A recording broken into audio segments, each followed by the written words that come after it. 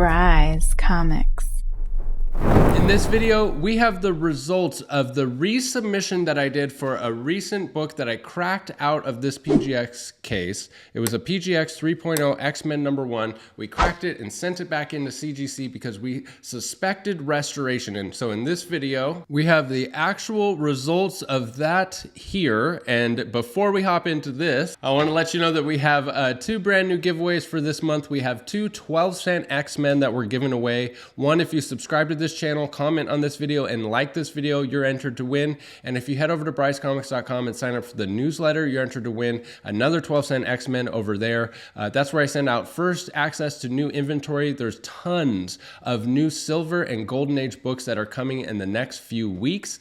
So make sure you're subscribed over there if you want first access to those. Also follow me over on Instagram for trades for grails and other fresh content over there. And follow me on Whatnot. Link in the description for $15 towards your first purchase. So let me do a 1-minute recap. So if you haven't seen that past video, this can be an all-inclusive video. I do recommend that you go and watch that video, link in the description to the original video, because if for any other reason, you'll get to see the inside of an X-Men #1, and there's tons of useful information in there. So the story about this is I bought a collection, and in that collection, there was a PGX 3.0 X-Men #1. And when I got the book in hand, it appeared that there was possibly some restoration to the book and that it was not notated on the PGX label. So in talking with the seller, we decided the most ethical thing to do would be to crack it out, send it into CGC, and then sell the book when it came back. And without further ado, here are the results. Wah, wah, wah. So it did come back restored, 3.0 restored. Let's flip the camera around and take a closer look. 3.0 restored, and as you can see on the label here, it's slight C1. And so what this represents, the letter represents the quality and the number represents the quantity. So this is slight C1, C is poor. So for the quality, it's either A, B, or C. A is excellent, B is fine, and C is poor. And then for the quantity, it's a scale of 1 to 5. 1 is slight and 5 is extensive. So the quantity and quality of restoration comes into play when you're factoring in, how much to value the restored book at, and it also comes into play when you're considering removing the restoration. Restoration that is slight in nature has a better chance of being removed depending on the type of restoration, and restoration that's extensive or a 5 in nature has a very small chance at being removed. Of course, there's nuance to all of that. You also want it to be, excellent or fine. That's easier restoration to remove, but even amateur and poor restoration can be removed. So this one definitely has a shot at being removed. The next thing you want to consider is the type of restoration. So as we can see here, the restoration includes tear seals to cover and spine split sealed to cover. So spine split seals and tear seals are different forms of restoration. They're very similar, but they are different. And here is the area in question for the tear seal. And as you can see, this was kind of an interesting thing. It was kind of a big old question mark, is what happened here? I mean, we can tell that something happened here, but it was kind of unclear about what happened here. You've got some tears that are, almost exactly in the same places as the staple. You've got that big rust line that is, from a staple. And so the question was were the staples removed and new staples were put in? Possibly, but if that were the case, why are these staples, like, you can tell that there's still like a small tiny bit of rust still on the staples. Here at the bottom one, I mean, you can see that like these aren't like perfect new shiny staples, which you wouldn't want anyways. You would want, period correct staples, but they're not the cleanest staples in the world. So that kind of didn't make sense. And possibly one of the things that happened was maybe there was another book on top of this book that had a really severely rusted staple, and maybe when that book was pulled off, like it peeled and tore off a piece of this cover with it, right here, creating those tears. That's possible. It doesn't really matter what happened. All we know now for sure, and all that really matters, is that it is restored and that there are tear seals to the cover. So the second thing noted on the restoration is spine split sealed to cover. And I believe what it is this little section right here. Spine splits are more common in golden and silver age books, especially in this grade. They usually start at the top and bottom of the book and work their way towards the middle. And it's a common form of restoration to seal that split so it doesn't continue to get bad. One of the things that's so concerning about the fact that PGX, quote unquote, missed this restoration, I don't think they missed it. I think they saw it and they certified it and graded it that for some nefarious reason, who knows who was behind that or what the intention was, other than, increasing the value of the book. But this is such an apparent and obvious form of restoration. It was done by an amateur, and when I opened this book, I mean, first of all, we suspected it through the case. Just looking at it through the case, we thought this is likely restored. And then when we opened it up and looked at the area in question from the inside of the cover, because tear seals are usually sealed from the inside of the cover to protect the appearance of the outside cover. And when we opened it up, it was like so obvious that that was a tear seal. I believe it was even a different color than the rest of the cover. You can easily touch and feel that, it was a different, foreign substance that was actually on the book. And this was actually the first time that I have ever seen a tear seal in person, in real life, like in a raw book, right? And the first time I ever saw this tear seal, I could tell that something wasn't right. And so if I could tell that so easily, clearly it's concerning that, it was still graded unrestored by PGX.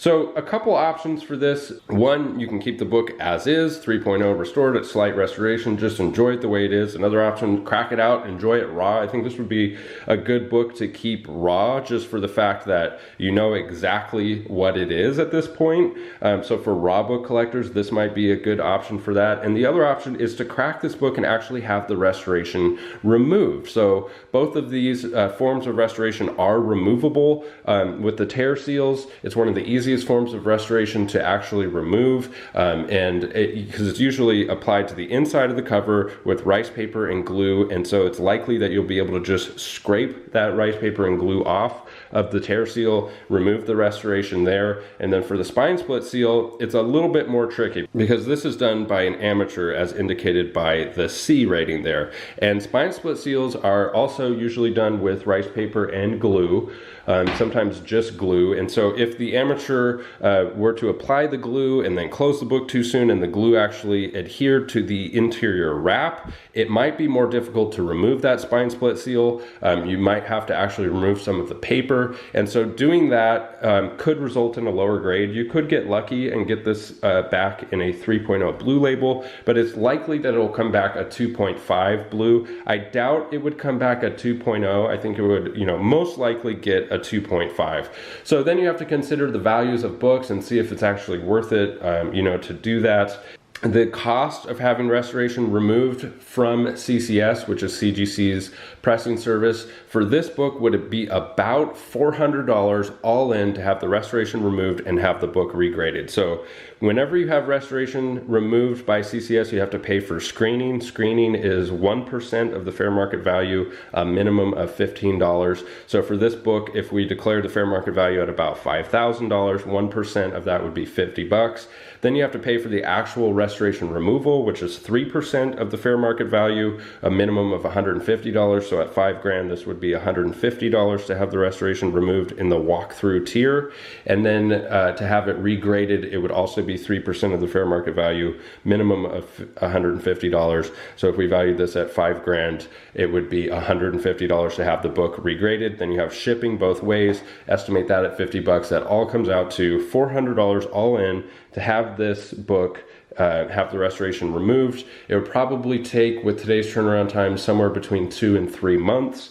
And so that's an option as well and something to consider. So what does this experiment prove? Well, it proves that this is at least one instance where PGX had certified a very valuable book as unrestored. And that's pretty much what this proves. Now, does this change my actual opinion on PGX or anything? No, it doesn't. This doesn't change anything because going into it, I already knew that this was the case with a lot of PGX books. There's dozens and dozens of examples of other, firsthand accounts of this exact same thing happening. So this is just one more example of it and just confirmation of what I already believed. Does this mean that all PGX books are restored? Of course not. Does this mean that all PGX books are misgraded? Of course not. But what it means to me is that there is enough examples of this for me to not feel comfortable selling PGX books through my shop. So if they come through my shop in the future in a collection or something, I'm sure we can work something out. We can cross it over to CGC and figure something out, but I will not be selling PGX books through my website. What you do with the information is completely up to you. I think the vast majority of people are already on board and in the same boat as this, as saying, yeah, PGX is garbage. Why would anybody use PGX? That's the vast majority of people. I mean, it's not just, restored issues like this. There is a whole bunch of issues going on with PGX. I've had people reach out to me and ask me to do videos on their personal situation where they have submitted books to PGX and they just went missing. Like, not that they were misgraded, that they just went missing and they got totally screwed. Somebody reached out to me directly about that, and I've seen other instances of that as well online. So it's not just the grading. And if you go to their website, I just went to their website before this to see if I can pull up the grader's notes of this. The first thing that happens when you go to PGX website is it says not secure, right? I know this is like some weird, like minor coding issue, but I mean, your browser alerts you, this website is not secure. That is so unprofessional. Like, why in the world would you have a website where it just shows everybody who visits it that you have an unsecure website? And then when I go and try to type in the certification number to see the notes on this book, it says this service is unavailable and it should be up soon. It's been that way for over a month. So it's just, in my opinion, it's just a Mickey Mouse show. It makes no sense. Why would you use a company like that? But I know there's people on all sides and in all different camps. I know there are some diehard PGX fans. I also know that there are some people that think that a 3.0 is a 3.0, that it could be restored, unrestored. Some people say that according to overseas grading standards, a 3.0 can have restoration and it's not necessary to notate on the label. It's just absolutely not true. There are people in all different camps, and I don't really care what you do with the information. The point of this video is just to present the information, and you can decide what to do with that information. But I would like to hear from you guys in the comments. Is this something that PGX can recover from, or is the damage too far gone? I mean, have they tarnished their reputation and their name so much that it's never going to be recoverable? I'm curious to know what you guys think about that. Leave a note in the comments. I mean, personally, I think in order to overcome this and to regain, or to establish some kind of reputation in the comic community, they would have to launch a campaign of transparency to just show what happened in 2016 or whatever the years were, where so many books were restored and graded as unrestored. Be completely transparent about that and say what happened there and what are you doing now to prevent that from happening in the future. And then they would have to continue to have, complete transparency and honesty. Who knows if they will ever make a name for themselves, recover from this? I guess we will have to wait and see. Don't forget, we're giving away 2 12-cent X-Men comics this month. If you subscribe to the channel, comment on this video, and like this video, you're entered to win one. And if you head over to brycecomics.com and sign up for the newsletter, you're entered to win another. That's also where I send out first access to new collections, tons of new inventory coming in this month, Silver and Golden Age books. Follow me over on Instagram for trades for grails and whatnot for steals and deals over on my Whatnot channel. I had somebody show up in my Whatnot show the other day and they were like, wow, I avoided your Whatnot channel because I figured everything would be selling for way over fair market value, and that is not the case at all. And he is absolutely right. Almost nothing on my Whatnot show sells for fair market value. Almost everything sells for less than fair market value. There are crazy deals to be had over on Whatnot, and it's a lot of fun. So if that interests you, link in the description for $15 towards your first purchase. And I usually put something in my buy it now for $15, so you can stop by and pick up a free book. Thank you as always for sticking with me to the end of the video. I appreciate you guys, and we'll see you in the next one. Bye. Bryce Comics.